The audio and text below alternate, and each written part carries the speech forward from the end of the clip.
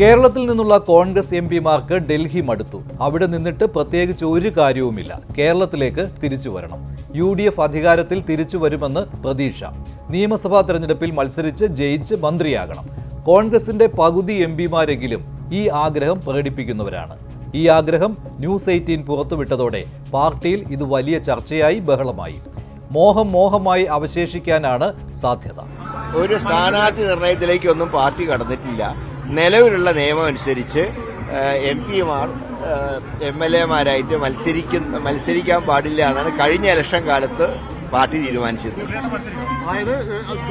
അത് പാർട്ടി തീരുമാനിക്കണം. വടകര MP ആയിരുന്ന K. മുരളീധരൻ നേമത്ത് മത്സരിക്കാൻ പോയി നാണം കെട്ടതിന്റെ ക്ഷീണം ഇതുവരെ തീർന്നിട്ടില്ല. ഇപ്പോൾ കോൺഗ്രസ് MP-മാർക്ക് കൂട്ടത്തോടെ MLA-മാരാകണം. വെറും MLA അല്ല, മന്ത്രിയാകണം. MLA-മാർ ലോക്സഭയിലേക്ക് മത്സരിക്കുന്നത് പതിവാണെങ്കിലും തിരിച്ചുള്ള മത്സരം അപൂർവമാണ്. മോദിക്കെതിരെയുള്ള പോരാട്ടത്തിനിറങ്ങിയ PK കുഞ്ഞാലിക്കുട്ടി പോരാട്ടം അവസാനിപ്പിച്ച് സംസ്ഥാന രാഷ്ട്രീയത്തിൽ മടങ്ങി വന്നെങ്കിലും അന്ന് UDF-ന് ജയിക്കാനായില്ല. MLA ആയി ഇരിക്കേണ്ടി വന്നു. കോൺഗ്രസ് MP-മാർ പക്ഷേ പ്രതീക്ഷയിലാണെങ്കിലും ഭാഗ്യ പരീക്ഷണം കൂടി ഇതോടൊപ്പം ഉണ്ട്. ഷാഫിക്ക് താല്പര്യമുണ്ടെങ്കിലും പുയ്യാപ്പിളെ വിട്ടുകൊടുക്കാൻ വടകരക്കാർ തയ്യാറില്ല.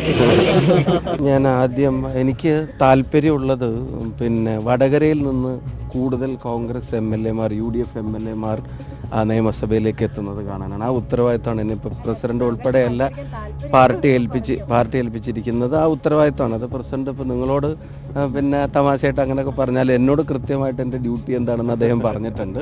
അടൂർ പ്രകാശ്, K. സുധാകരൻ, കൊടിക്കുന്നിൽ സുരേഷ്, ബെന്നി ബെഹനാൻ, ആന്റോ ആന്റണി, MK രാഘവൻ, രാജ്മോഹൻ ഉണ്ണിത്താൻ, മന്ത്രിക്കുപ്പായം തുന്നുന്ന കോൺഗ്രസ് MP-മാർ. നിയമസഭയിലേക്ക് മത്സരിക്കാൻ ഒരുങ്ങിയിരിക്കുന്നവർ. ഡൽഹി വേണ്ട, തിരുവനന്തപുരം മതിയെന്ന് ആഗ്രഹിക്കുന്നവർ. കാരണങ്ങൾ ഇവയാണ്.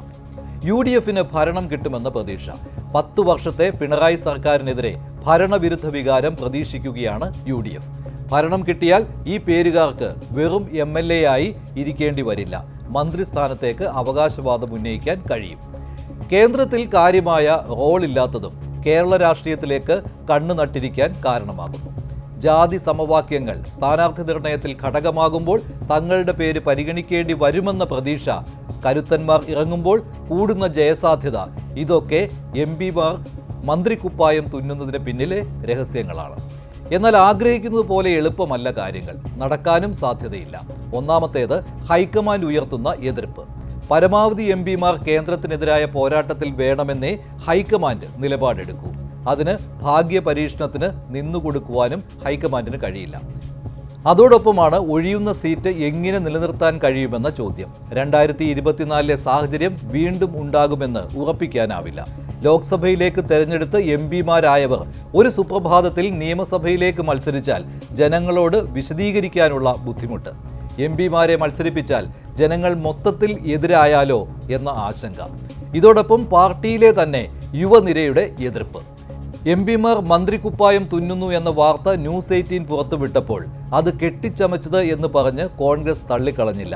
മറിച്ച് ഹൈക്കമാൻഡ് തീരുമാനിക്കും എന്ന നിലപാട്. ഇങ്ങനെ മത്സരിക്കുന്നതിൽ അടൂർ പ്രകാശ് MP അപാകതയും കണ്ടില്ല. ഷാഫി പറമ്പിൽ പാലക്കാട്ടേക്ക് തിരിച്ചു വരുമെന്നതുകൂടി ഇതിനോട് ചേർത്ത് കോൺഗ്രസ് രാഷ്ട്രീയത്തിൽ ചർച്ച ചെയ്തതോടെ MP-മാരുടെ തിരിച്ചുവരവിനെതിരെയും ശബ്ദമുയർന്നു.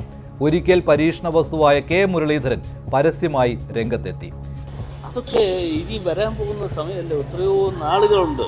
അത് പാർട്ടിയാണ് തീരുമാനം എടുക്കേണ്ടത്. പാർട്ടി തീരുമാനമെടുക്കുന്നതനുസരിച്ച് ഒരു പാർട്ടി പ്രവർത്തകൻ എന്നുള്ള നിലയിൽ തീർച്ചയായിട്ടും അത് പാർട്ടി എന്ത് നിർദ്ദേശിക്കുന്നു എന്ന് വെച്ചാൽ ആ പാർട്ടിയോടൊപ്പം.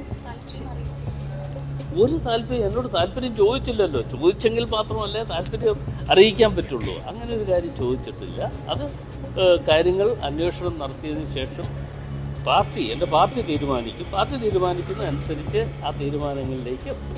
പൊരിഞ്ഞ പോരാട്ടത്തിന് ആറ്റിങ്ങൽ നിലനിർത്തിയ അടൂർ പ്രകാശിന് കോന്നി തിരിച്ചെടുക്കുവാനുള്ള നിയോഗം കിട്ടിയേക്കാം.